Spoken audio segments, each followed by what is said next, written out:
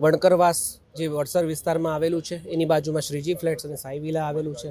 Water લીલી નામના project જે દર્શનમ builder દ્વારા બનાવવામાં આવ્યું હતું, જેને પાસ્ટમાં નામંજૂર કરીને, કારણ કે ઇનલીગલ કન્સ્ટ્રક્શન કરવામાં આવ્યું હતું, ઇનલીગલ પરમિશનો લેવામાં આવી હતી અને એ પ્રોજેક્ટને તાત્કાલિક કમિશનર દ્વારા બંધ કરવામાં આવ્યો હતો.